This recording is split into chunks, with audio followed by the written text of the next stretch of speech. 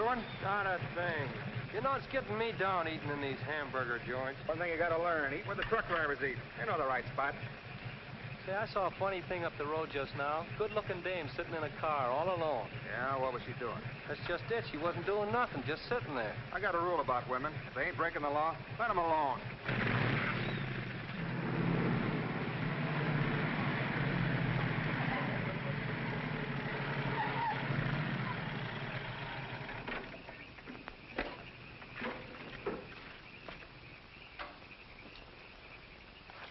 I didn't mean to disturb you, miss. Just wanted to be sure everything was okay. Excuse me, lady, but are you sure you're all right?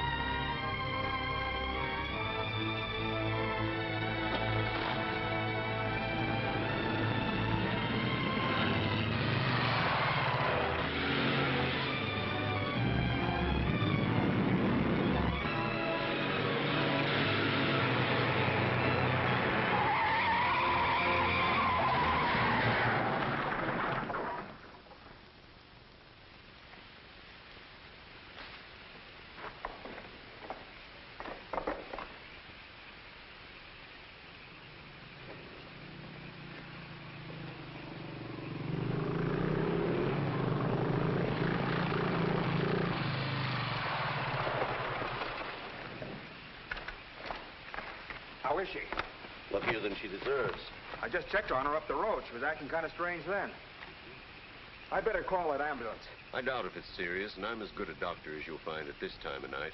Let's take her inside.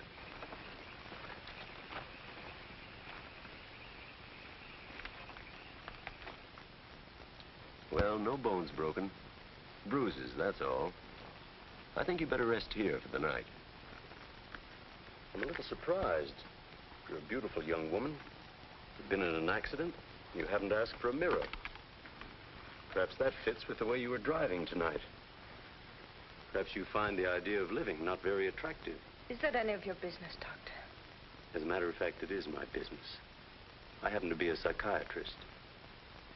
I don't need a psychiatrist. You won't mind if I disagree with you. Here's a beautiful young woman, apparently well-to-do, apparently in good physical condition, who just doesn't care what happens to her. This is interesting. Not altogether unusual, but interesting. Of course, there are the obvious deductions. It's my life, Doctor, and I prefer to run it myself. And you don't want anyone to see inside it. Perhaps you don't even want to take a look yourself. Many women haven't the courage to face themselves, so they look for escape in one excitement after another. Half my patients are like that. But I'm not one of your patients. If you tell me how much I owe you, I'll be going back to town now. Very well. I'll drive you to the station.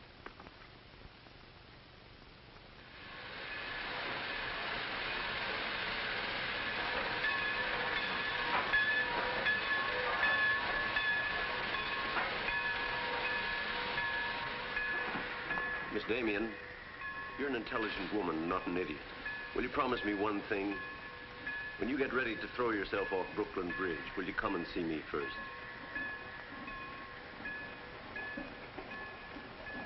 Goodbye, Doctor.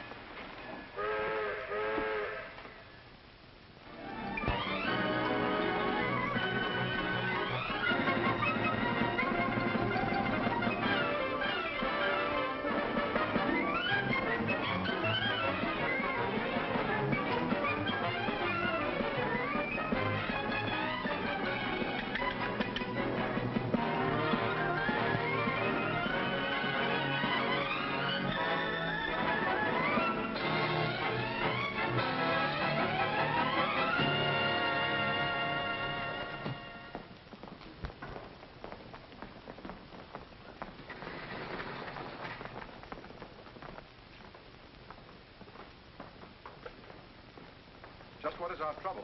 That's what I want to know. Our trouble is Miss Damien. Miss Damien again. She's as pretty as a picture and as stubborn as a mule.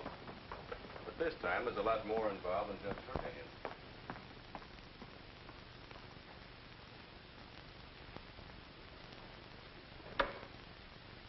Come in, Miss Damien. We were just ripping you up back a little bit. So I gathered. There's nothing personal. It's about Mr. Cortland. Cortland? Oh, yes. He runs a jewelry store. He owns Cortland and Company. London, Paris, Fifth Avenue. You may remember him as one of our biggest advertisers. Oh, what Shirley wants to say... I know what Shirley wants to say. I always know what Shirley wants to say. He wants to know why I killed the art layout on Mr. Cortland's famous jewels. And I understand the April number goes to press without it. That's right. In the first place, it's no art layout. It's a press agent's dream. But the result is we stand a good chance of losing the Cortland account. Now, am I running my department or am I not? I haven't said anything, Miss Damien. Well, I had a talk with Cortland. He was decidedly acid about it. I'm not interested in Cortland. But if this magazine is going to submit to advertisers' blackmail, I'd like to know about it. Now, please, Miss Damien. If that's the policy, Mr. Cranish, you better get someone else to take my place. Please, Miss Damien, just a moment. Gentlemen, if you don't mind, I'll talk to you later. I thought I should bring this to your attention. You can't blame us for trying, Mr. No, of course not. No harm done, gentlemen. Madeleine, you've got yourself all worked up. Come sit down. I'll get you a drink. No, thanks. I don't want one. No? What is this private blackmail of yours? Threatening to quit in order to win an argument? Oh, I'd just as soon quit. I mean it.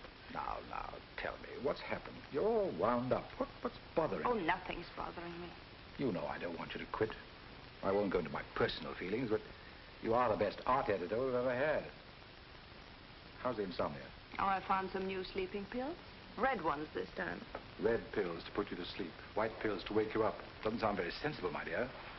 What are you doing this evening? Dining with Freddie Fancher. Oh, Freddie again. Oh, I couldn't get out of it, Victor. We're using some of his drawings next month. But it'll be the last time, I promise. Madeleine, you're a bundle of lies. A very lovely bundle. Beautifully tied together. I'm trying to be honest, but you won't believe me, will you? No, my dear. Because I don't really think you believe yourself.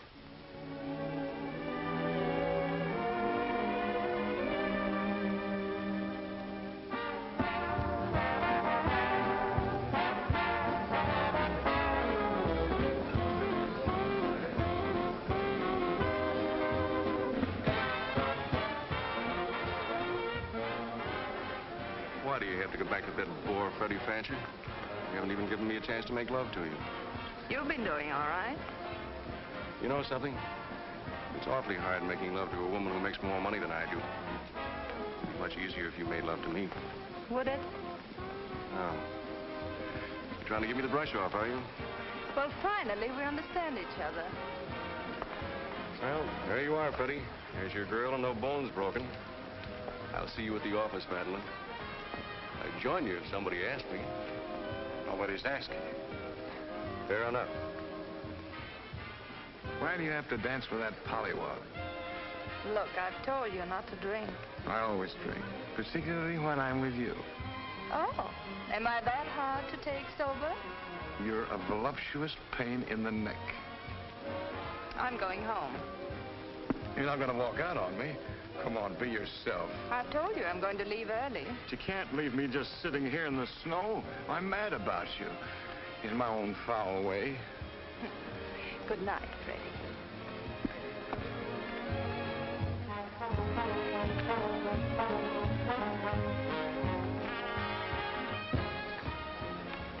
Any chance of getting a cab, Jim? I'll try, Miss Damien. Oh, Miss Damien, here's someone I know you're anxious to meet. Mr. Felix Cortland, one of our most prominent advertisers. How do you do, Miss Damien? How do you do? Mr. Garrett is the soul of tact, don't you think? He's just been telling me all about you. Oh, I hope he wasn't that blunt. Oh, you needn't worry. I always form my own conclusions. Can I give you a lift anywhere? My car's just outside. No, thank you. They're getting me a cab. Oh, I'm very sorry. I'm sorry, Miss Damien. There isn't a cab around. Oh, how long do you think it'll be? That's hard to say.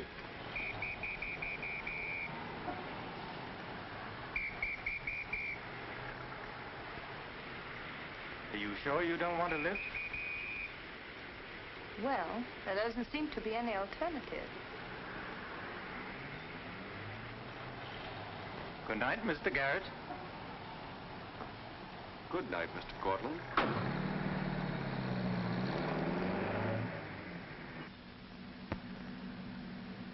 I wasn't very polite, was I? Neither was Garrett, for that matter. Oh, he always enjoys uncomfortable situations. You still feel uncomfortable? No. Frankly, I don't. Good, nor do I. You know, you're not at all what I imagined. No? No. The big international jeweler. I happen to inherit a business that runs itself very nicely. As a matter of fact, you don't look like an art editor. More like a work of art. That layout on your jewels is still a wretched piece of copy. I can only admire your good taste. And I'm still not going to... I wouldn't try and persuade you for the world. Mr. Cortland, I think you're a very dangerous man. I only wish it was so. The truth is, I'm a very ordinary one.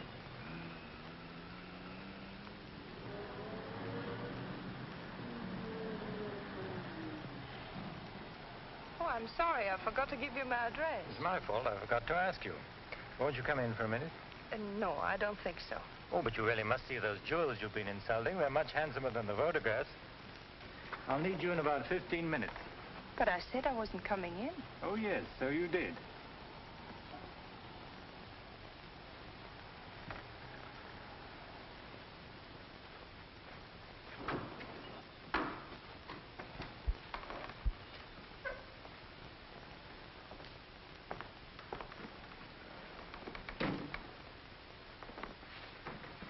Let me take your wrap. Well, I'm only going to stay a minute here. Of course.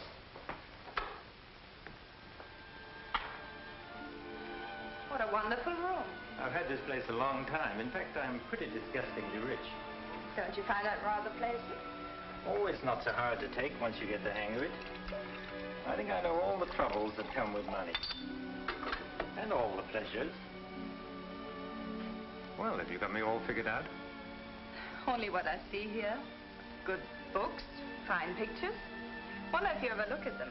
Oh, but I do. I'm a lonely bachelor, and I spend hours here all by myself poring over old manuscripts. You don't expect me to believe that, do you? Didn't my father paint that? Was Stephen Damien your father? Uh-huh. That's very interesting. Is it? I remember when he came here to paint that picture of my mother. Everybody was fascinated by him, especially Mother. Father ended by chasing him out of the house. I'm afraid that's the way it usually ended. My father was very much in love with life. That's a Hungarian custom, isn't it? Mm-hmm. Not exclusively Hungarian. Weren't you going to show me your jewels? Oh, yes, of course. I'd quite forgotten. That's the reason we came in here, wasn't it?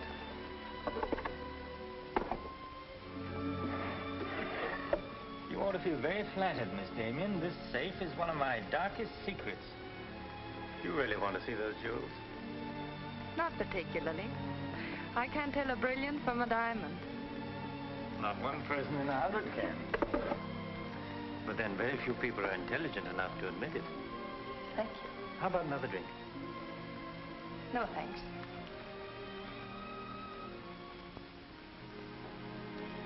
You know, you need relaxing. Lots of relaxing. I can hear your nerves snapping like rubber bands. I'm not nervous at all, see?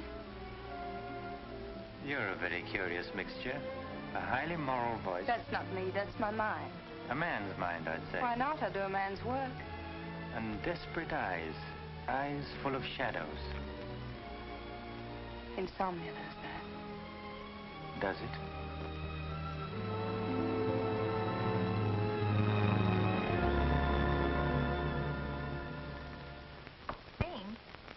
Miss Damien, give me her secretary. Miss Damien's office? No, Mr. Cortland, she's not here yet. Shall I have her call you? Yes, Mr. Cortland. Where's Glamour, Puss? She hasn't come in yet. Well, who sent these? Mr. Felix Cortland. Mr. Cortland. It's very interesting. She never misses, does she? Mm-hmm. Jealous. If I'd given it any thought, I could have predicted it. Gladys, I won my bet. She's got a new boyfriend. I guess those dames gotta have new excitement all the time. Yeah, here today, gone tomorrow. Personally, I don't see what she sees in it all. Is that any concern of yours? No, Miss Damien. I didn't hire you to gossip about my private life. No, Miss Damien. Go get your money. You're through.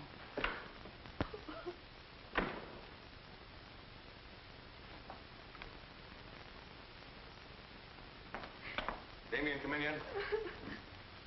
What's the matter, sweetheart? Miss Damien fired me. Fired you? What for? He heard me talking about Mr. Cortland. Cortland, eh? Don't you worry, baby. I'll fix that. I understand you fired June. That's right. What's the idea? I don't like people to gossip about me. You don't, eh? No, I don't. Well, it's pretty late to be thinking about a thing like that, and it's a rotten trick to take it out on your secretary. Get out of here. You don't think your life is a secret, do you? Boys were betting 8 to 5 this morning that the Cortland layout would be in the next issue. You're disgusting. Madeleine, why don't you get wise to yourself? Everybody else is. One romance after another. That's your whole life, and you adore it. Get out. You try to dress it up with pretty words, but you don't fool anybody. They know what you are, and you'll never change. Get out! You don't care because it's too much fun.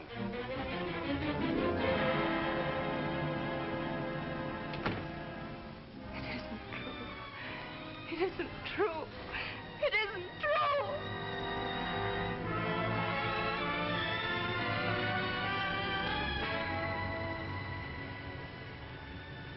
I'm a little surprised. Here's a beautiful woman who just doesn't care what happens to her.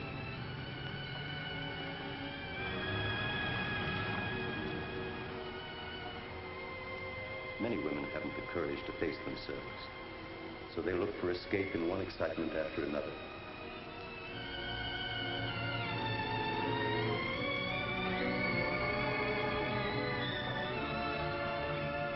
Perhaps you find the idea of living not very attractive. Lady, if you want to kill yourself, why don't you try the fridge?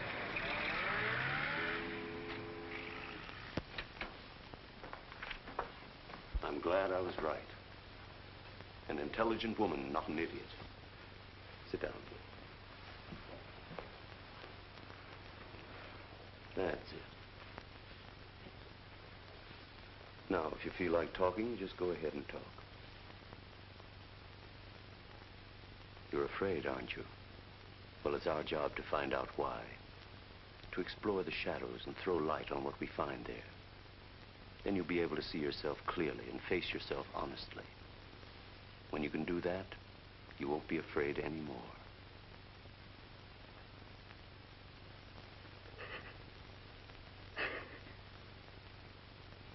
I was living with my father. Mother had left him before we came to America. I was 10. And to me, the way he lived seemed romantic and wonderful. He was a successful painter, and women adored him. He went his own way and did what he pleased. Just as you've been trying to do? I suppose so. But why? Did it make him so very happy?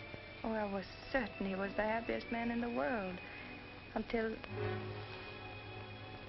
he killed himself. And you couldn't understand why he did it. You understand now? I think I do. Did you ever do any painting yourself? I used to. Why'd you give it up? Oh, didn't pay enough. And besides, I didn't want to be like my father. I wanted my own life. And have you been living your own life? Of course I have. The kind of life you really want? I don't know. I don't know. Don't you think you've been hiding from yourself? Did you ever try and discover the person you really were, deep down underneath? I never cared to.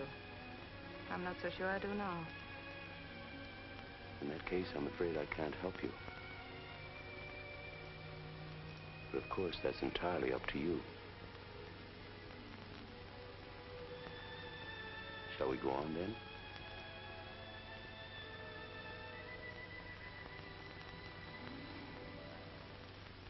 I was doing what I wanted to do.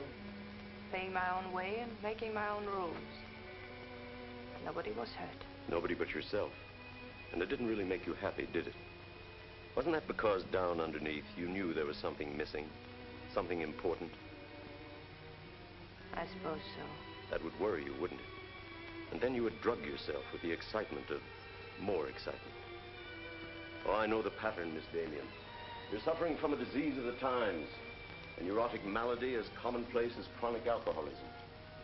Suppose for a moment that you were an alcoholic. They're much the same, you know. Unsure of themselves underneath. and seeking reassurance from new excitement. Instead of getting at the cause, the drunkard solves his problem by taking another drink. This, of course, is no solution. And eventually, we find him sprawled hopelessly at a bar, without the strength or even the desire to save himself. I can't go on with this. You're not helping me. You're insulting me. You've been insulting yourself, Miss Damien. Insulting your body and insulting your soul. Your life hasn't been gay and glamorous at all.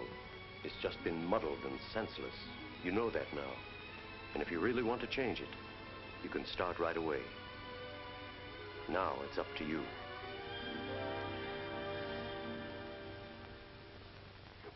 You can have my apartment, Ethel. The rent's paid till the end of the month. Darling, I feel like a vulture wheeling over your head. I'm not in, whoever it is. Miss Damien's office. No, she still hasn't come in, Mr. Cortland. Well, I don't know exactly. Later in the day, Did he hang up? Yes, good. Let me call him back, darling. You may be sorry later. Everything in this pile returned without comment. This I would ask to see more of their work, and these you may be able to use. But you haven't given me your new address. I'm not giving it to anyone. Hello, Madeleine. Beautiful, would you mind popping out for a minute? That's just 60 seconds. You better talk fast. Madeline, I'm on a jam. I've got to raise some money. I need about $5,000. What do you expect me to do about it? Well, I thought you might talk to Cortland. I'm sure he'd let you have it if you ask him nicely. You're really quite a rat, aren't you? Look, Madeline, I'm in debt up to here. I only make $100 a week, and you know I can't live on that. $5,000 doesn't mean a thing to Cortland. You better get out of here before I lose my temper. You're forcing me to say things that I don't want to say, but if you're going to act cold and virtuous about it, you'll hear them. Suppose I tell Cranish. Tell him what? About Cortland.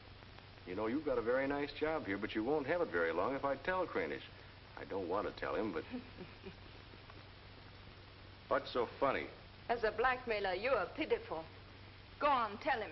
Tell him what a rat I am, and you are, and he is. Go on, use my phone if you want, and my desk, and my office. I'm through with all of them.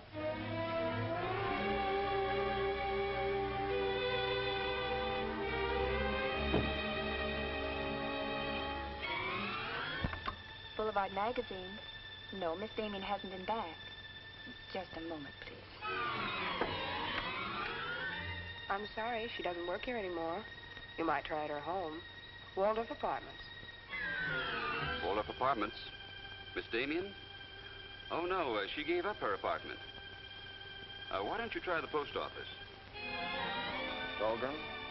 Dalton? Dalton? Damien. Here, Richard Caleb, 137 West 50th Street.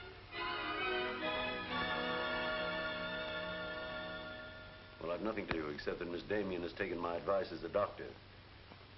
She'd been living in an area of infection, and she's removed herself from it. I take it you consider me part of the general contamination. Now, you've come here for information, not diagnosis. I usually charge a fee for insulting people. I'm willing to pay for data of any kind. Yes, I gathered that. But I've nothing for sale.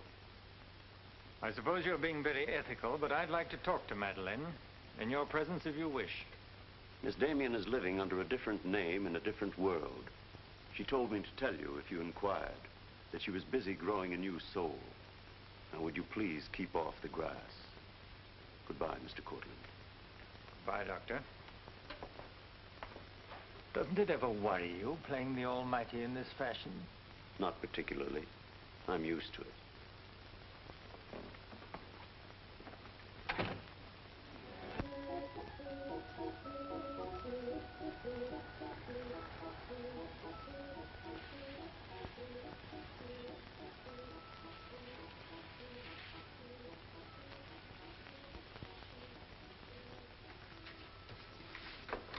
How's it look?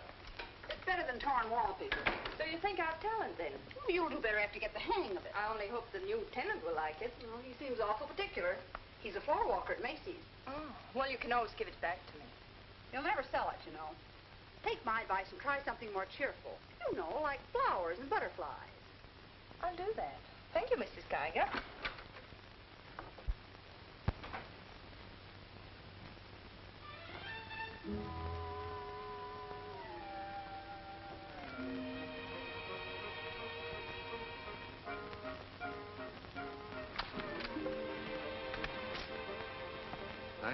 You saved my life. Is this yours? Yes.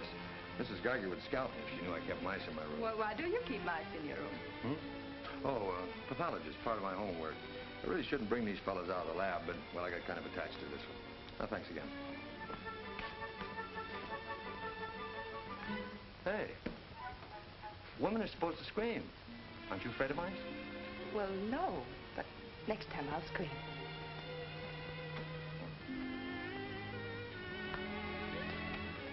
Good afternoon, Miss Green. Hello, how's the work going? Oh, all right, I think. Yes.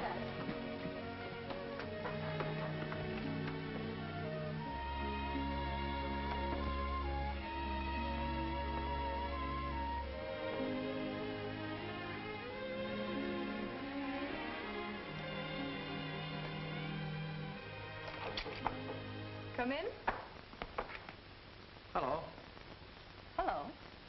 Say, you're an artist, aren't you? Well, I don't know. Oh, Mrs. Geiger said yesterday that you were. She's an authority if I ever saw one. I was wondering, could you do a job for me? Want your portrait painted? Me? Oh, no. No, nothing like that. I'm doing some research, and it has to be illustrated. Oh, what do you want me to draw? Nothing fancy, just blood cells and things. Sounds fascinating. Oh, it is, really. You see, it's a lot like... Oh, no, you'd be surprised. It really is fascinating once you get in it. Of course, I'm on a fellowship, and I couldn't pay you very much. Matter of fact, I couldn't pay anything till the first of the month. That'll be all right. Oh, fine. Swell. It's all settled then. I'll see you at my place about 6 o'clock. Oh, but couldn't I? Oh, sure you can. I just live downstairs. You know, the mousetrap. Oh, by the way, my name is Cousins. Mine is Dixon. Very glad to know you, Miss Dixon.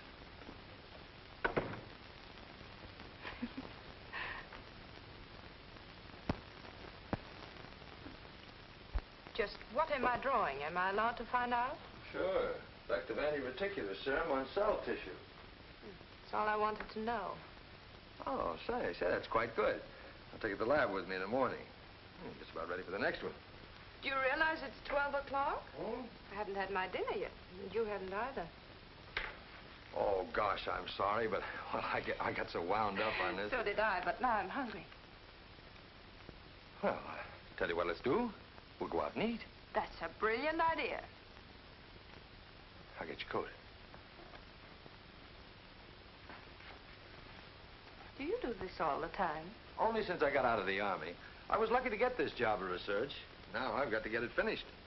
Then what? Oh, then I go back to Oregon and become the usual respectable small-town doctor. No mice? No. No mice. Head colds and belly aches. $5 a visit. Maybe you'll like it. You'll get some rest. Oh, I'll get plenty of rest, all right, but I don't think I'll like it. You folks going out this time of night? That's right. We're meeting a few friends at the Busy Bee cafeteria. We don't want to miss the floor show. We'll have to hurry. See that he eats. He hasn't got any more sense than a goose. I'll feed him with a spoon. I got onto it first up in a little town in Germany while I was still in the Army. I met a couple of Russian medical officers who were working on anti-reticular, and well, they were pretty steamed up about it. Pie, sir? No, thanks. We got together the first night over a bottle of vodka.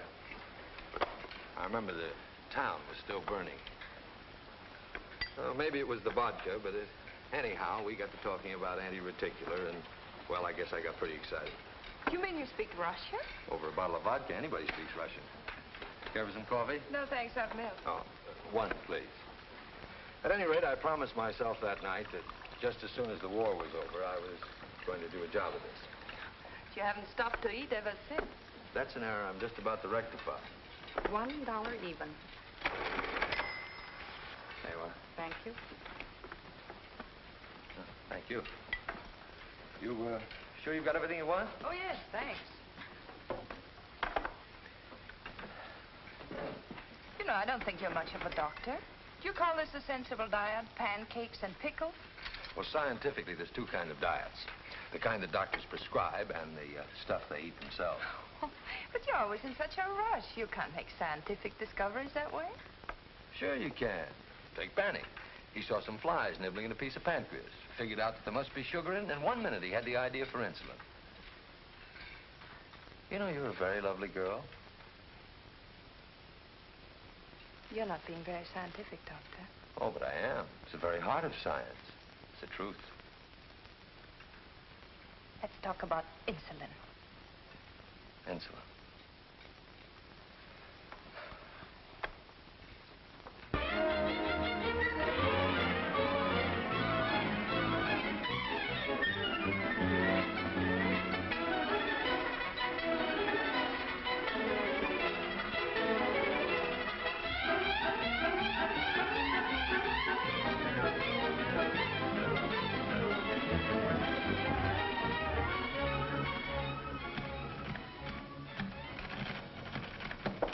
Come in. Hello. Hello. Say, did you buy these new manuscript covers? Yes, are they all right? Oh, sure, they're fine. How much they cost? Oh, nothing at all. Something like 20 cents. Oh, nothing at all, huh? You know you can buy a pair of good mice for 20 cents? David, I have some wonderful news. I just sold a picture. No fooling. Who bought it? The floor walker downstairs. He said it's almost as good as a photograph. Well, the man has great taste. Oh, I think it's wonderful. I'm proud of you. And I'm a little proud of myself, too. David Cousins on anti-reticular. Oh, David, it looks fine. It's important, isn't it? I mean, not just to you, but really important. Well, it won't cure all the ills of man or beast, but yes. Yes, I think it may be important. And I also think that I better hand it in before I start changing it again. Like to come along? Oh, could I? Well, sure. Why not? I think you've been drawing blood cells long enough. It's time now for you to meet one of them face to face.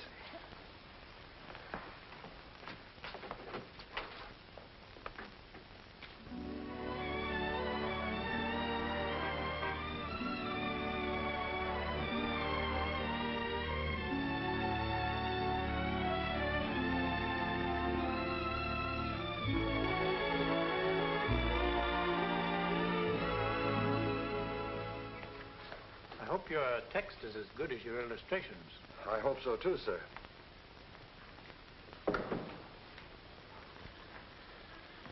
Well, that's that. You didn't tell him they were your drawings, did you? I didn't tell him they weren't. Come on, I'll show you my lab. Coffee. I wouldn't try and drink it if I were you. Assistant pathologist.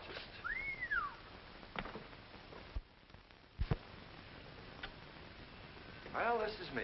How do you like it? Oh, I think it's wonderful. But how do you find anything in this place? Been here for 6 months and I haven't lost anything yet.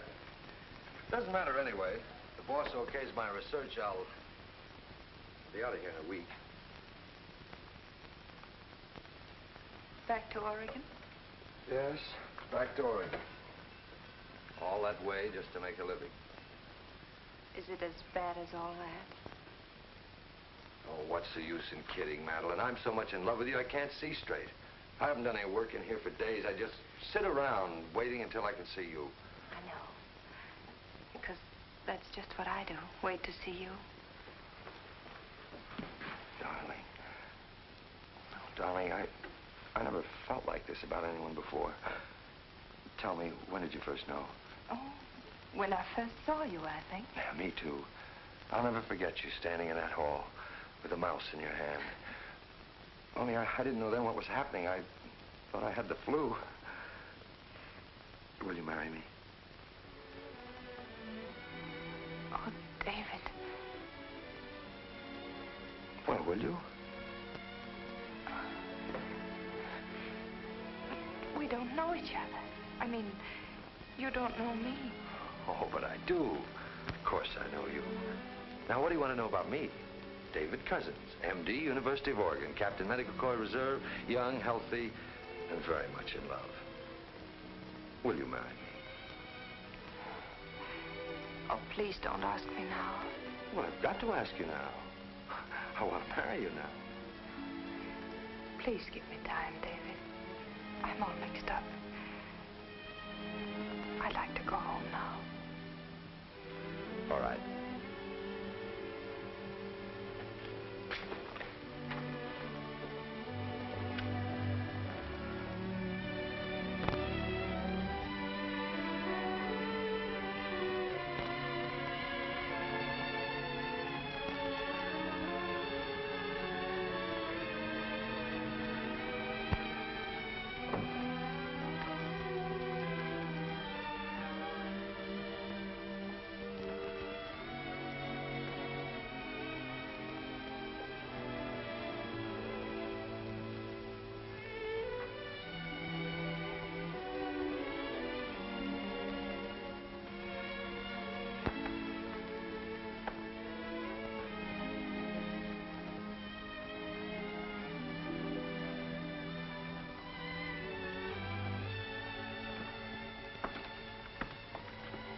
Madeleine. You haven't answered a rather important question I asked you. I can't say no, because I wouldn't mean it. Darling.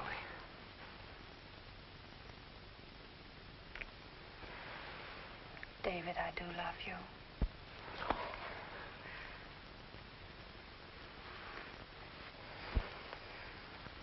Good night, darling. Good night.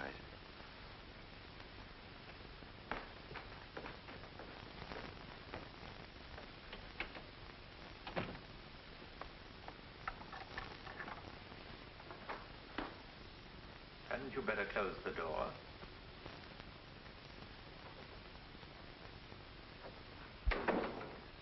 A gentleman I hired provided me with your new address and the proper keys. Suppose someone had seen you. You wouldn't have cared, would you? I didn't think it mattered. You see, I expected to find you wretched and lonely, grappling with your complexes. Rather naive of me. Will you please go? Of course I'll go. But before I do, wouldn't you like to tell me about him? Why? I'm in love. Now, laugh if you want. I don't feel like laughing. I've always wondered if it were possible for people like you and me. And you think you've really got it? Love eternal, the fireside, the slippers, the whole thing? Yes, the whole thing. I'm very glad for you. And I think I'm a little sad for myself. You haven't told him, have you? Told him what? Well, about me, for instance. Why should I tell him? You're absolutely right. You shouldn't. Men prefer to keep their illusions, don't they? Please go. If you ever need me, you'll let me know, won't you? And don't call the past too many names.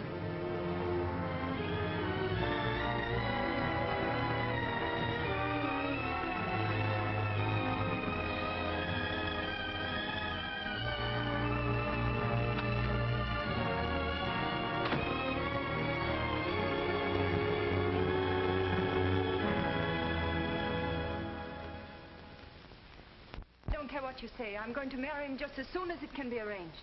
You want to run away from your problem? I'm not running away. Are you? You're looking for security from someone else instead of building it within yourself. But I love him. I can't talk to you if you don't believe me. Falling in love doesn't cure everything overnight. What do you mean? Let's be honest. There's a side of you that hasn't fully changed. Isn't that true? That is true, isn't it?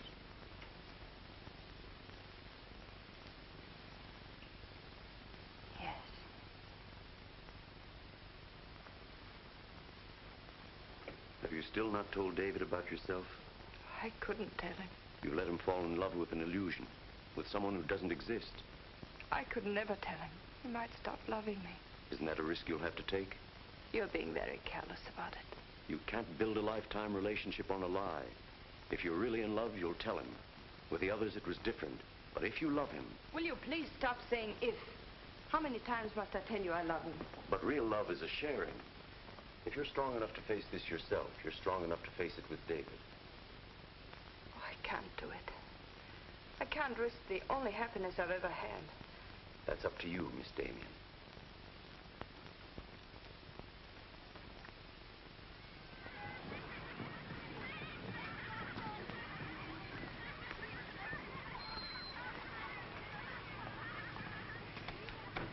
Hi. Hello, darling. You're home early, aren't you? Well, I didn't get fired, if that's what you mean. Dr. Lutz read my paper. Really? What did he say? Well, he liked it. Oh, David, that's wonderful. The only trouble is he thinks it's so important he wants me to go to Chicago and read it before the convention. Oh, David, no. Well, that's not my idea. I don't want to go. Well, when will you have to leave? Tonight. Got to catch the 8 o'clock plane. And when will you come back? Oh, I don't know. A few days. But I'll tell you what. As soon as I get back, let's get married. You can get a license in 3 days, and it only takes 15 minutes to get married. You still want to marry me, don't you? Oh, more than anything in the world.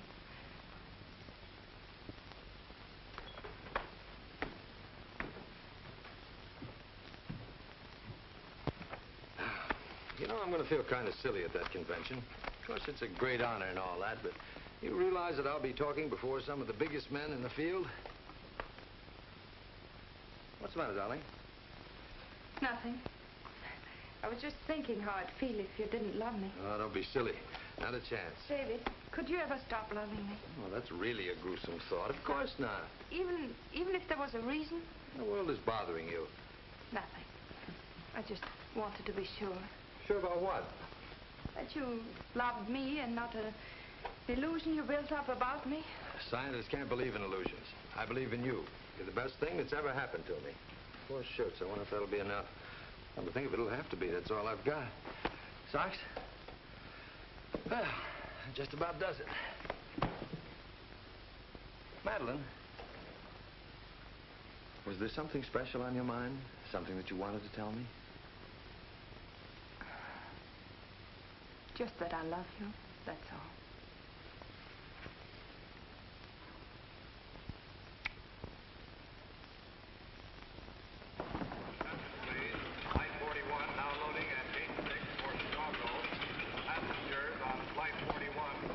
Write me every day? Every day.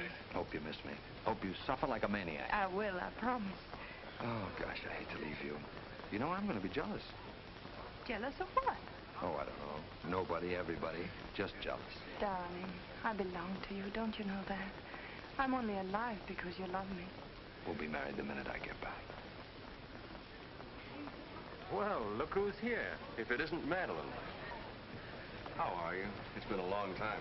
David, this is Mr. Garrett. I used to work with him on a magazine. Howdy, Garrett. I quit the racket, though, or perhaps the racket quit me. Garrett's doing some confidential work for me now. How are you, Miss Dixon? This is Mr. Cortland, David. Dr. Cuss is my fiancé. You're a very lucky man, Doctor. I think so.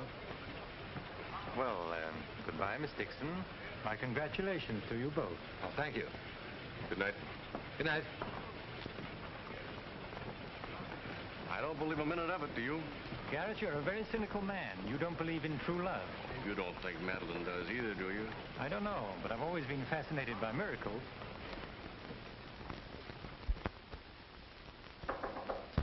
Come in. Telegram for you, Miss Dixon. I thought I'd bring it up myself. I thought it might be important. The news? He won't be back till Friday. That's men for you. You never can count on them. Oh, I forgot. A doctor somebody called you, said you were to call Miss Ethel Royce. She's been trying to get in touch with you. Friend of yours? Yes. I suppose you got your own reasons, but you ought to get out and see your friends, instead of sitting in this room all day and all night. Thanks, Mrs. Geiger. None of my business, mind you.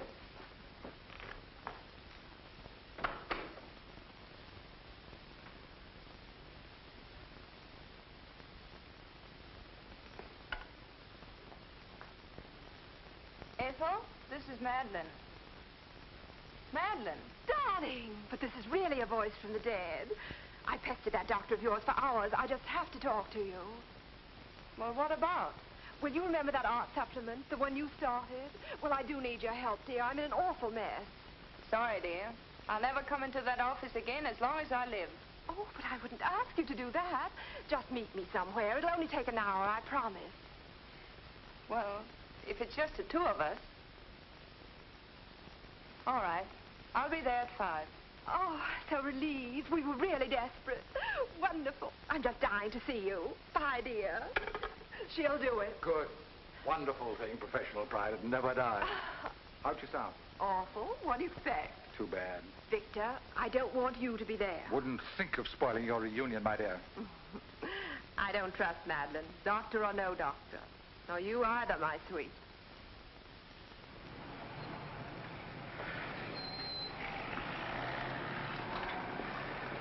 Hello, Miss Damien. Glad to see you back. Glad to see you, Jim.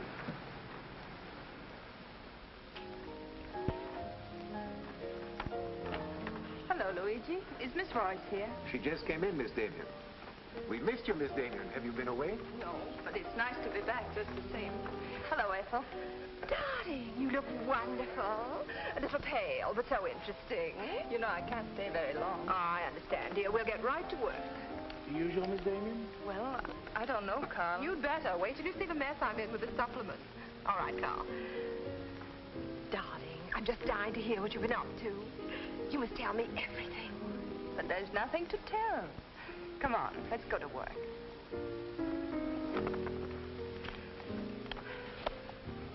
You're just marvelous, my dear. You made the whole project seem utterly simple and practical.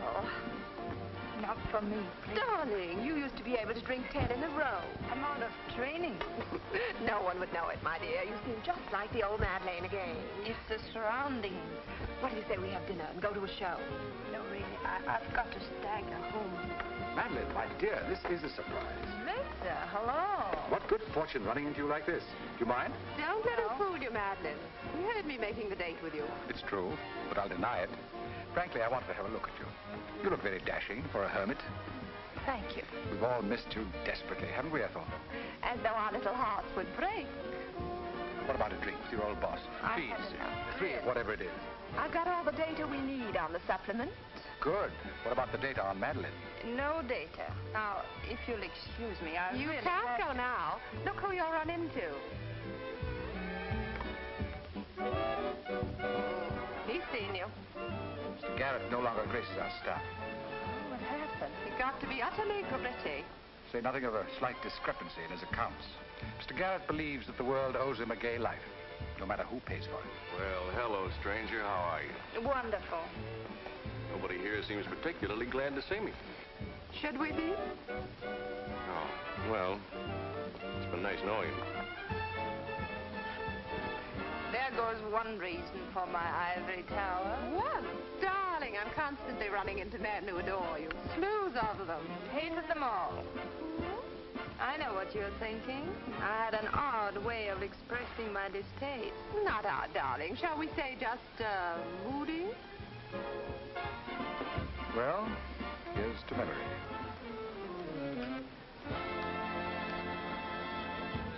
May I speak to Mr. Cortland, please? Just a moment, sir.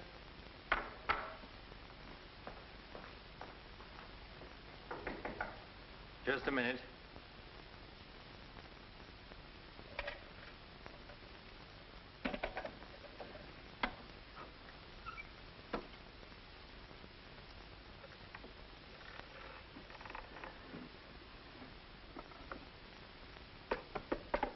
Come in.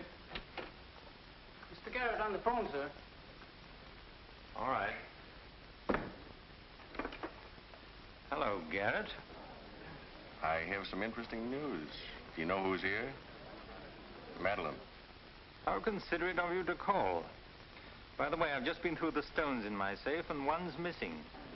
The stone's not terribly important, but you're the only person who knows about my safe, and the fact is you did have my keys for quite a while yesterday. What are you getting at? Only that I don't like thieves. But you're being ridiculous. Let me come over and talk about it. There's nothing to talk about. I'm taking it up with the police. But, Cortland, you can't do that.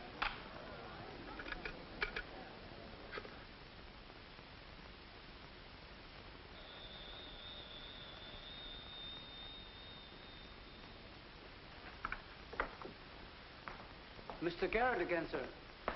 Tell him I've gone out. I'm sorry, Mr. Cortland has just left.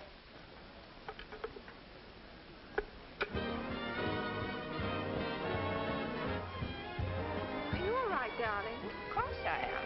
You're not going to disappear again. Oh, yes. Back to my treetop. It's raining. Let me drive you home. Oh, no. Ethel wouldn't approve. Good luck, my dear, in your treetop. Bye, darling. Well? Let's face it, she's a changed woman. She'll never change, darling. She's just got herself a new set of words, that's all.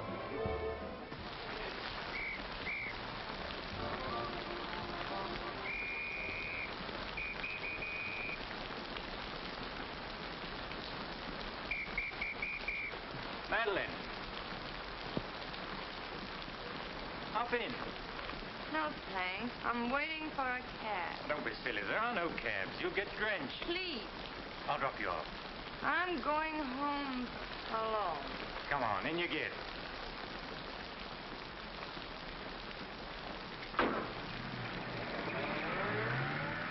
I hope you didn't get too wet. Your concern is touching. Quite a coincidence finding you in the rain. Is it? I can't lie to you, especially when there's no point to it. I was informed you were playing hooky. You're detestable. I'm really not detestable at all. I happen to be very fond of beauty, which shouldn't be a crime in your eyes. Please, no debates. I'm a little dizzy. A good dinner will soon take care of that. Why do you always hound me? You know I despise you and everything you stand for. There's always a chance I may be able to improve your opinion and your manners. I'm sleepy. You know you're very lovely. Please don't bother. I'm not listening.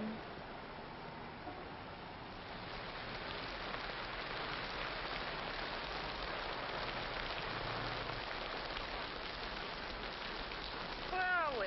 Don't you remember you visited here once upon a time? You're foul. You said you were taking me home. You forgot to mention the subject. A significant omission, as your friend Freud would say. Come on, I'm getting soaked.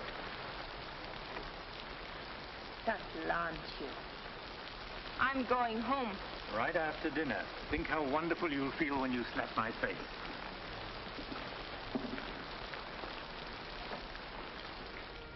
That'll take the chill out of your bones and maybe even your heart. Still cold? Oh, no. It's quite warm in here. Cigarette? Thanks. Very warm. Light? No, I'm not really detestable, am I? No. I am. Why?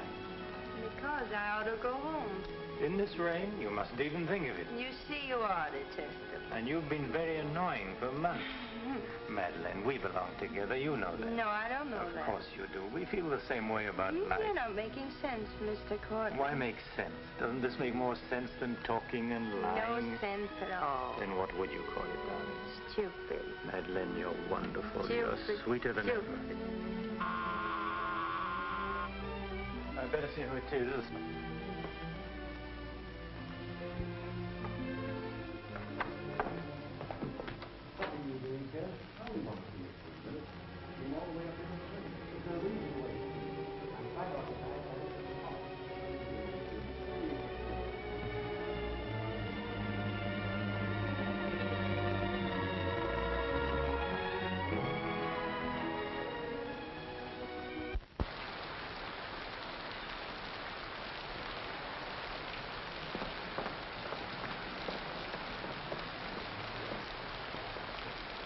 But I tell you, I'm going to raise the money. I'll pay you, honestly. I don't like dealing with thieves. That's a job for the police. If you swear out a warrant, you'll never get a dime. Look, I didn't sell it. I just had to have some money temporarily. Here's the pawn ticket. I'm not interested in pawn tickets. Good night, But, Carter, you've got to give me a chance. I said good night.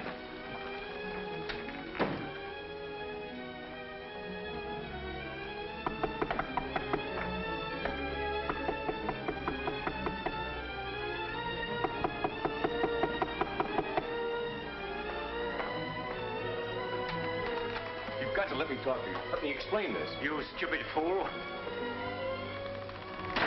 You'll have the stone back. I'll get it to you. I promise I will. All I need is a little more time, just a couple of weeks. What are you doing? Phoning the police. You can't do that. I'm not going to let you ruin me.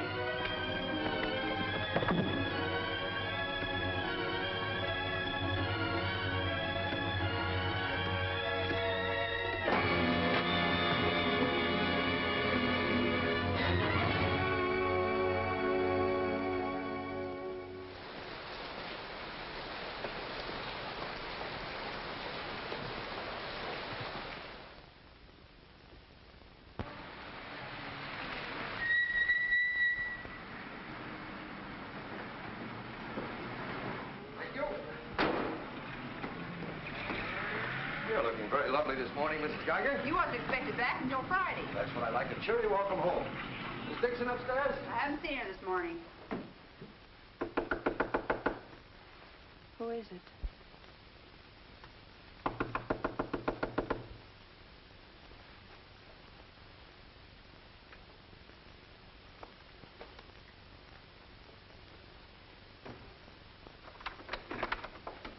Hi.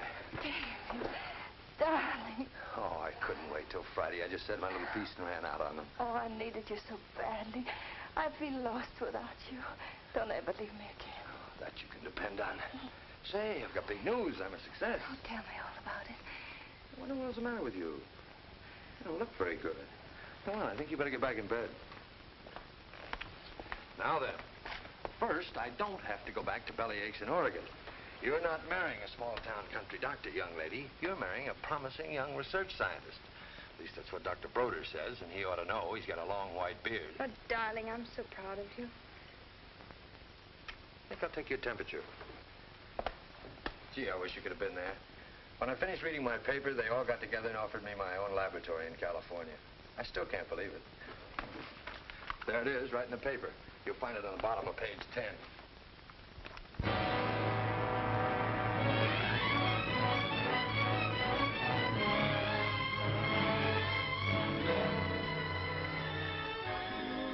He makes you feel that you're really important. You know what he said to... Madeleine, what's the matter? David.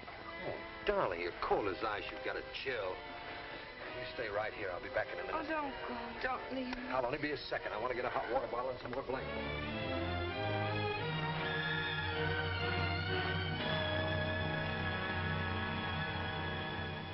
Miss Madeleine Dixon at home? I don't know. Friends of hers? We're from police headquarters. Where's the room? Upstairs. What do you want to see Miss Dixon about? We'll tell her. Well, perhaps you'd better tell me first. Miss Dixon isn't well. Who are you? He's a doctor. He lives here. If it isn't important, I suggest you come back tomorrow. It's important. Could you get some extra blankets and a hot water bottle, please? You a friend of Miss Dixon's? Yes, why? Just asking. Well, what is it, an accident or something? I wouldn't call it an accident. We should cut out this mystery and tell me what it's all about. Okay, Doc, take it easy. Madeleine, these men are from the police. They want to... We'll take over from here, Doc. I'm Sergeant Patelli. This is Sergeant Beitler. You're a friend of Felix Cortland's, weren't you? Matter of fact, you were with him last night. No, I wasn't. Did you see Mr. Cortland any time yesterday? No, I didn't. Now, look, Miss Damien, we wouldn't be here asking questions unless we already knew most of the answers. Oh, wait a minute. Her name's not Damien. I think you've got the wrong party. I think maybe you've got the wrong party, Doc. Her name happens to be Damien. This happens to be a case of murder. Take a look at that newspaper. I want to know what's going on in here. This is my house, and I've got to know. Sorry, madam. We'll talk to you later. As long as I've been here, there's never been police Take in her this and see house. what you can find out. lady. Come along.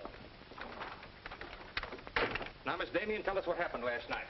What time did you leave Cortland's house? Oh, David. You and this guy, Cortland, were pretty sweet on each other, isn't that right? Oh, but it isn't. It isn't true. Now, according to the chauffeur, you got to Cortland's house at 6:45. What time did you leave? Oh, but I didn't go into the house. I met him by accident.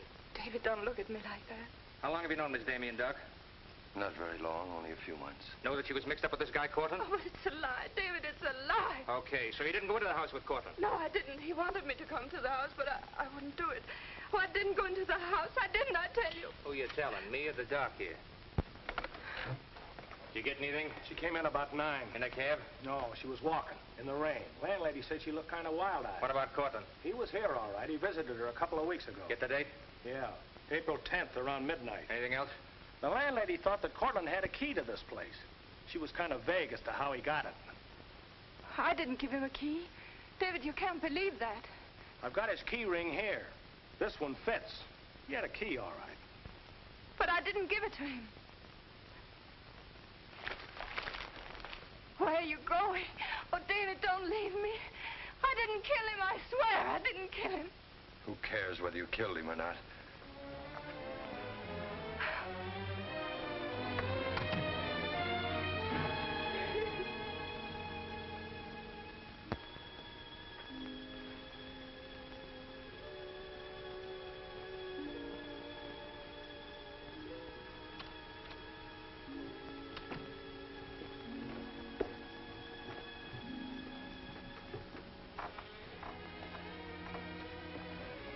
Could I see him for just a minute? Well, it isn't regulations. Okay, 60 seconds. David, please listen to me. You lied to me. You've always lied to me. But I'm not lying now. I didn't want to go with him. He said he'd drive me home. And he made love to you, didn't he? Oh, don't deny it. Of course he made love to you. He had a key to your room. I should have told you many things. I tried to, but I just couldn't. If this thing were so innocent, you would have told me. When I said I was in love with you. When I asked you to marry me. I was afraid, David. I was afraid you wouldn't understand. You bet I wouldn't. Before I met you, I was horrible. But you changed all that. You made me sane and happy. Why keep on lying? You tried that upstairs and it didn't work. Look, I was in love with you. All right, I made a mistake.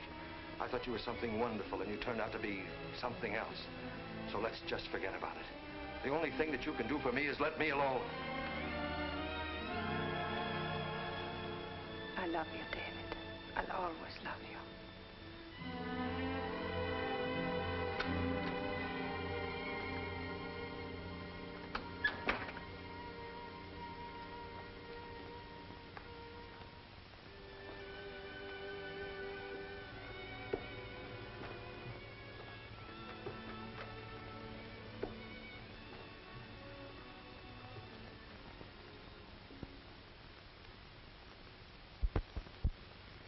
So, ladies and gentlemen of the jury, the prosecution will prove beyond a shadow of a doubt that Madeleine Damien is guilty of the premeditated murder of Felix Cortland.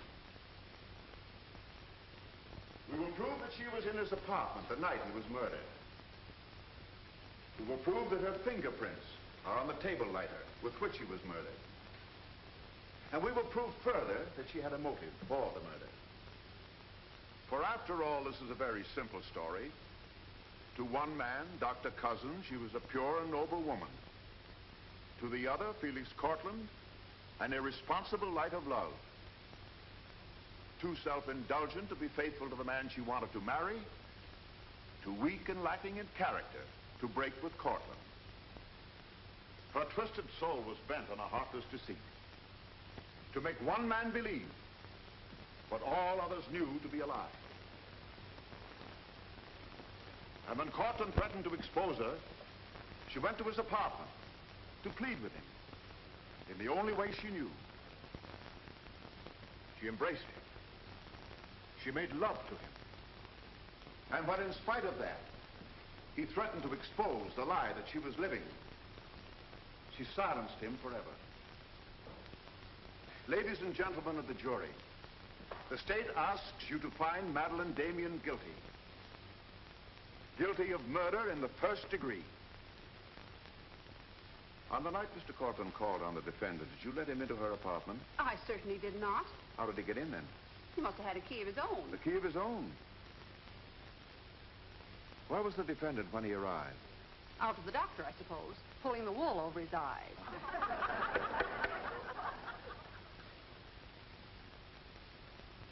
Thank you, Mrs. Geiger. Your witness, Mr. Mitchell. You've got to let me cross-examine her. No questions. Miss Damien, I can't defend you properly if you won't let me. We've got to put up a fight. Fight? What for? And now, Mr. Garchus, what was the nature of the work you did for Mr. Cortland? Well, most of it was personal. Confidential secretary, I suppose you'd call it. And in that capacity, you were in a position to learn a great deal about his private life? Yes, of course. Did Mr. Cortland know that Miss Damien was lying to Dr. Cousins and concealing her true character from him? I'd rather not answer that question, Mr. O'Brien. You see, both Miss Damien and Mr. Cortland were friends of mine. Yes, I understand. Well, let's get back to the meeting at the airport. What was the attitude of the defendant when Cortland saw Dr. Cousins? She was embarrassed, naturally. Yeah. She was embarrassed, naturally. Thank you. Your witness, Mr. Mitchell.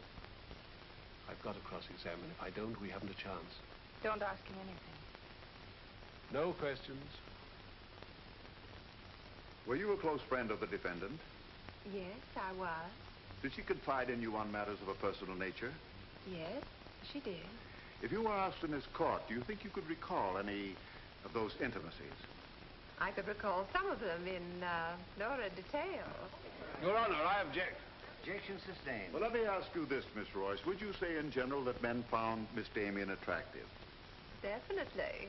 And would you say that Miss Damien found men attractive to her? I'm afraid I most certainly would. You would? What were the relations between Miss Damien and her former employer, Mr. Cranish? They were friendly. In your opinion, was there anything more than friendly? I object, Your Honor. The question calls for the conclusion of the witness and is prejudicial. Objection sustained. Dr. Cousins, I'm Dr. Kalin. Miss Damien's a patient of mine. I don't happen to think she's guilty of murder, do you? No, I don't. She may be guilty of other things, but in there she's being tried for murder. And she won't even defend herself. She's got a pretty good lawyer, hasn't she? She needs your help, Doctor. In her own mind, she's not on trial for murder. She's on trial for those other things. And it's not the judge who's trying that case, it's you. I don't want to be rude, Doctor, but I don't think you know what you're talking about. I'm sorry to disagree. You see, I've been treating Miss Damien for some time. I happen to be her psychiatrist. Dr. Caleb. I'm sorry to have bothered you, Doctor.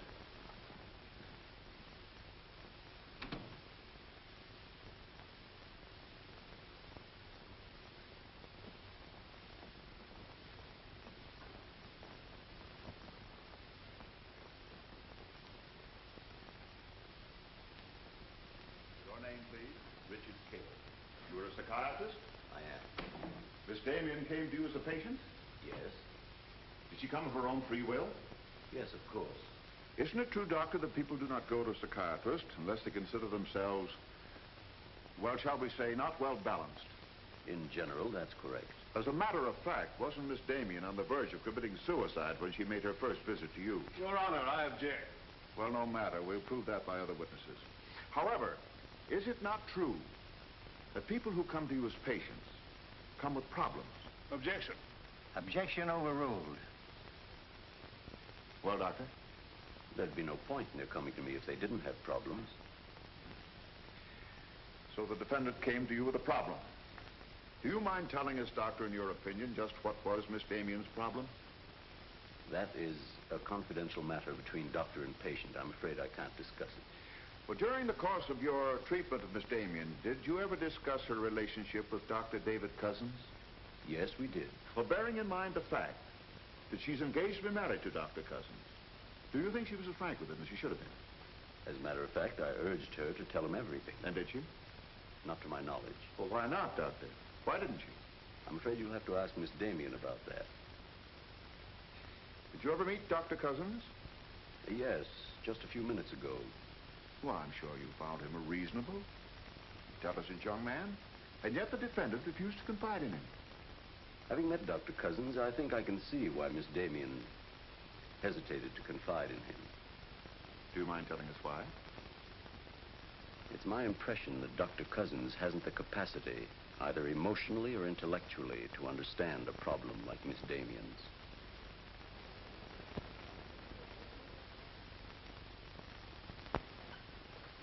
How's the trial going, Doctor? Not very well, I'm afraid. There's a Dr. Cousins in your office. Oh? He said you weren't expecting him. As a matter of fact, I was expecting him. Hello, Doctor. Sit down, relax. Tell me, is this a professional or a social call? Dr. Caleb, you said some pretty rough things about me this afternoon. Yes, I did, didn't I? I think I'm entitled to an explanation. So do I. As a matter of fact, I'm very glad you came over. I wanted to talk to you about Miss Damien. I'm not interested in Miss Damien. I'm glad to see you're still in love with her. And I'm not in love with her. All the better. Then we can approach the subject of Miss Damien as one scientist to another. You see, I'm interested in Miss Damien because she's a patient of mine. I believe I was well on the way to solving her problem. It would be most distressing to me if she were to die now for a crime she didn't commit. It would be as though you had lost one of your white mice, one that you had just inoculated. What's all this got to do with me? Only this, that when you testify tomorrow, you'll be asked to tell the truth. The whole truth. The whole truth about a human soul is a complicated proposition. Now, I'm not going to tell you anything about Miss Damien that you haven't already heard. But isn't it possible that you've picked up a few stray facts and added them up to a conclusion that's entirely wrong?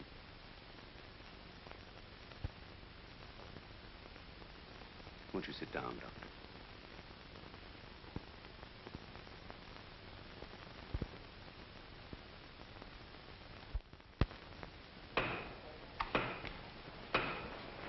Hear ye, hear ye, hear ye. The court is now in session. Call your next witness, Mr. O'Brien. Dr. Cousins, please. This will be their last witness. You've got to let me put you on the stand. I tell you quite frankly, Miss Damien, if you won't testify, you haven't got a chance. Raise your right hand. You solemnly swear to tell the truth and the whole truth, nothing but the truth, so help you God? I do. Please be seated. Your name, please? David Cousins. Under what name did you know the defendant? Madeleine Dixon. Did she ever tell you her true name? No, sir. Did she ever lie to you about her identity? Yes, sir. How long did she continue to lie to you? Till the morning the police came. Did she ever tell you about her relations with Cortland? No, she didn't. You proposed marriage to the defendant and she accepted you? Yes, sir. And still she didn't tell you about Cortland? No, sir. When did you first know of the true relationship between them? The same morning, the morning the police came. Oh, I see. Then from the moment you met her until the day she was taken into custody, you didn't know the truth about her character. I object, Your Honor. Mr. O'Brien, haven't you covered your point? Well, Your Honor, I'm merely trying to clarify for the jury the true nature of the defendant's motive. Proceed. Thank you. One more question, Dr. Cousins. If you had known the truth, would it have affected your love for the defendant? Your Honor, I must protest. Let him answer. Objection withdrawn. And now, Dr. Cousins, if you had known the truth, would it have affected your love for the defendant?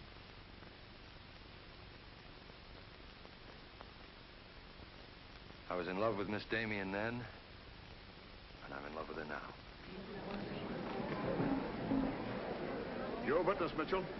No questions.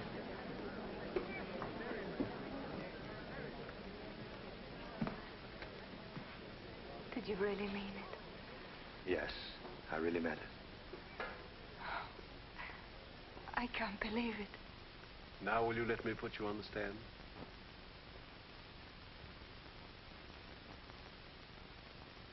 You admit you went to Cortland's apartment that night? Yes. He made love to you? Yes. Did you have any conversations about Dr. Cousins? No. Positive? Yes, I am. But tell me, Miss Damien, were you in love with Felix Cortland? No, I wasn't. Were you in love with Dr. Cousins? Yes. Oh. But you went to Cortland's apartment nevertheless. Yes, I told you that. You were in love with one man, yet you chose to visit the apartment of a man you didn't love. Did you go of your own free will? Yes.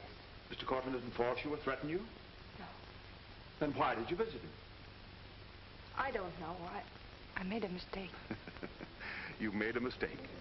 As you've told us on several occasions that you and Mr. Cortland were interrupted by a mysterious intruder.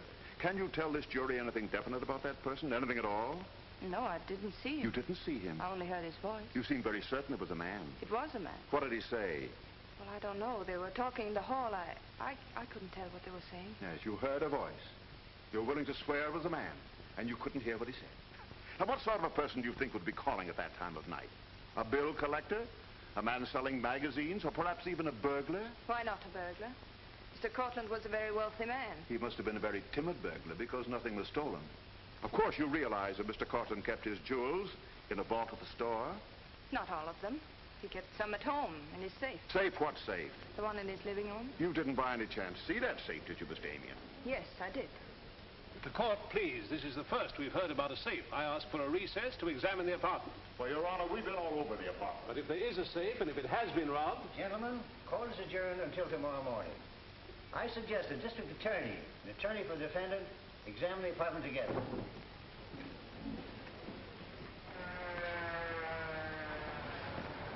What about this safe, Mr. O'Brien? What safe? How about some pictures on the inside, Mr. O'Brien? You boys better wait outside.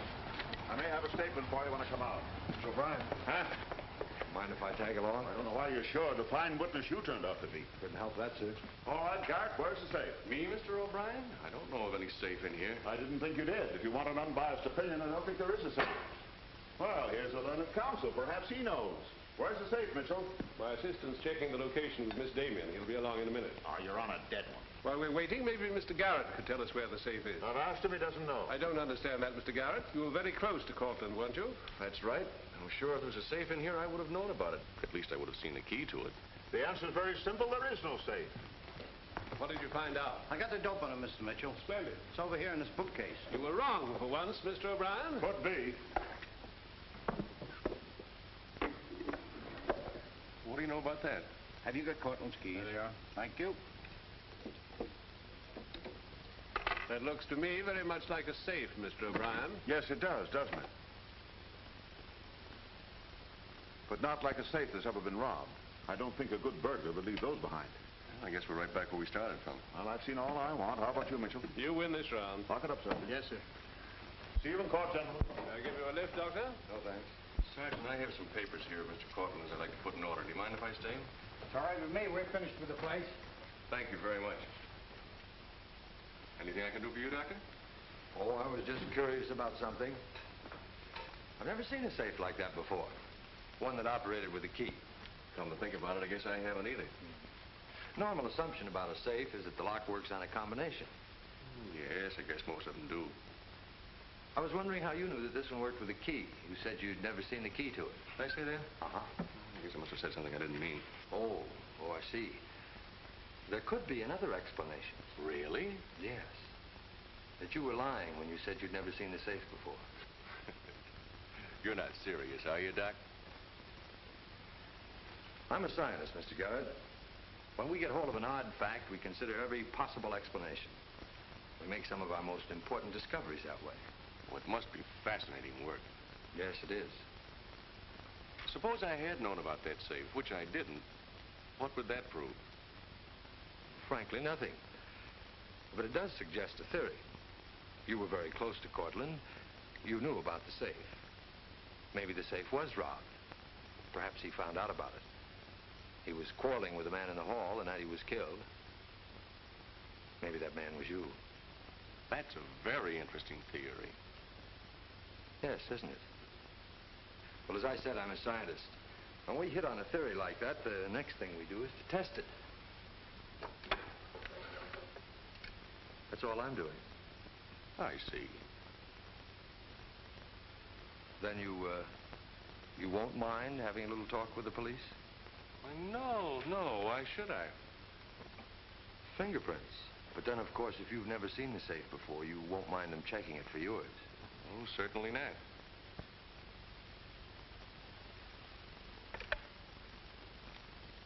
The number is Spring 73100.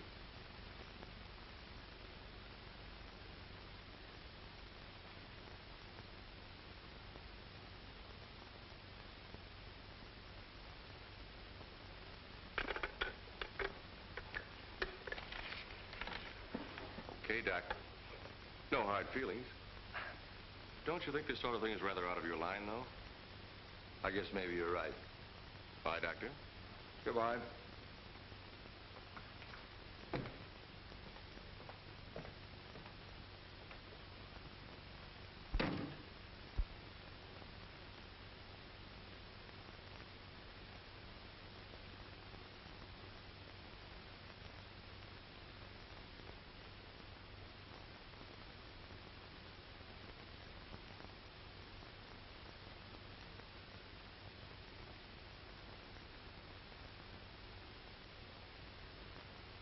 Spring 73100, wasn't it, Mr. Garrett?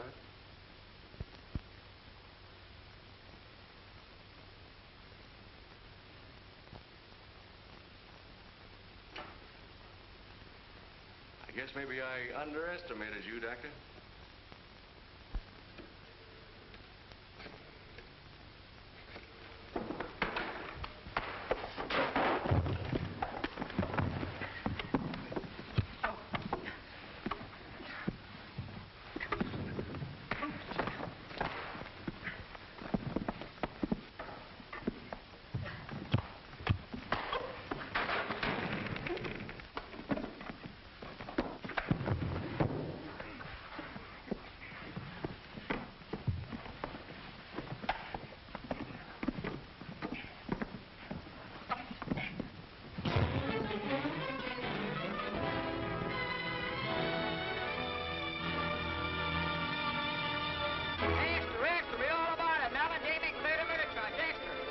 From the Associated Press newsroom. Bulletin. Madeleine Damien has been exonerated of the murder of Felix Cortland. Full confession by an ex-employee, Jack Garrett, is in the hands of the district attorney. It was a trial marked by many surprises. Notably, the beautiful defendant's startling disclosure of the jewel vault hidden in the apartment of the late diamond importer. The beautiful Madeleine Damien goes free, and Broadway is tipping its hat today to the young doctor who engaged the murderer in a battle royal. Miss Geiger, I've been looking for Miss Damien. Have you seen her? She's gone. She asked me to give you this. Gone?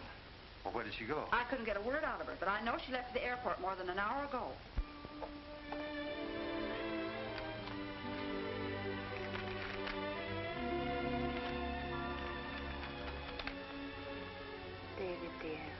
I can still hear your voice in that courtroom, and I'll never forget what you said. You did much more than save my life. You made my life worth saving. I can't bear to tell you how much I love you and want to marry you. But right now, that wouldn't be fair. I'm going away for a while. I want to be terribly sure, after all this, that I can really be the kind of person you once thought I was. Maybe after a while that will be possible. And then, when we're both sure, David, please ask me again. Goodbye, my darling.